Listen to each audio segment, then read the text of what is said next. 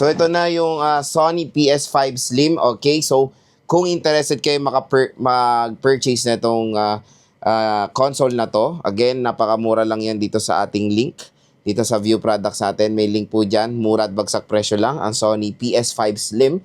And pag bumili kayo sa ating link, sureball po na meron pa kayong additional discount na makukuha. So meron pa kayong voucher, additional discount voucher na makukuha upon purchasing itong device na to. So this is the 1 terabyte na po. So medyo ano na siya, mas better na yung storage niya compared dun sa PS5 FAT. So 4K 120 HDR. So I think ayaw ko support to ng 8K kasi 8K yung FAT eh. O wala nakalagay na 8K. So yan siya, 1 terabyte, 1 controller. So 1 controller lang kasi may 2 controllers naman na ako. So lalagay ko lang naman to sa bedroom namin. So yan, play like never before. And nag-purchase ako ng games and sale din pala ang games like the Spider-Man 2 and God of War Ragnarok. Ayan, sale to ngayon. Dito lang yan din sa ating link. Ilalagay ko rin yung link ng mga games na yan. Unboxing natin yan sa ibang video. And ang PS5 Slim, mga idol. Let's check kung ano ba ang makukuha natin. Okay, so we have here the HDMI cable. Meron tayong C2C cable. Meron tayong, ano ba to? Wire. Okay, ito yung stand na sobrang nipis. Ano pa ba? The controller. So, 1 controller lang siya. Ayan. So, 1 controller included. And of course, the PS5 itself. Sina natin siya dito. Okay, kunin ko muna siya.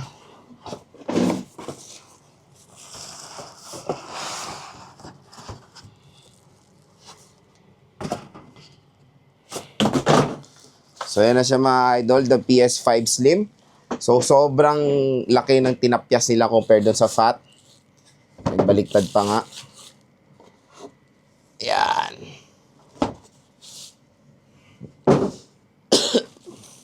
Ayan siya. So, sleek na sleek, no? So, this is the PS5 Slim. Super sleek na siya. Ayan yung, wait lang. May mabigat pa rin siya, pero slim version na to, ah. Okay. So, pag ganyan, hindi talaga pwede. Kailangan nyo yung stand na ilagay. Tingnan nyo yung stand niya. Napakaliit lang ng stand na itong PS5 Slim. Ayan lang, oh. So, I think, para ilagay yan, ayan, may butas dito. Lalagay nyo. Wait lang. Ayan. Susuk-suk nyo lang. Parang ano. Ganyan. Ayan, nakastayo na siya. Tabingi pa nga eh. Pero matte finish siya. Madumihin lang talaga tong puti. And ito yung may disc syempre. So sa disc niya, ano to? Ito yung button on disc.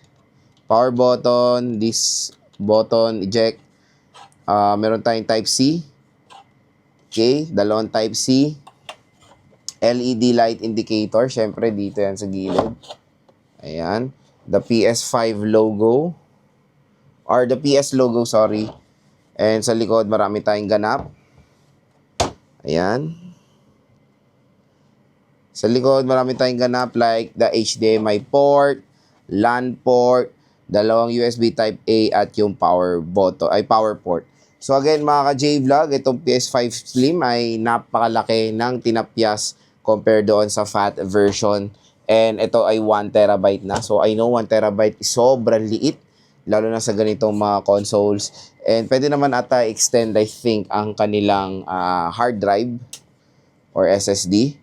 So yun, kung interested kayo dito sa Sony PS5 Slim, yung link nito, makukuha nyo lang na sobrang mura dito sa ating view products. Mura at bagsak presyo lang ito, mga idol. And for its price na 30,000 pesos or pwede nyo pa makuha ito ng sobrang baba pa ng below 30,000 pesos, grab your chance na makakuha ng Sony PS5 Slim ng sobrang mura. So, meron din PS5 Pro. Baka soon makabili rin tayo noon. Pero Slim muna tayo. And we have the PS5 Fat or the original version. And etong mga binili kong games is ano natin to? I-vlog natin to sa ibang video. So stay tuned lang mga idol.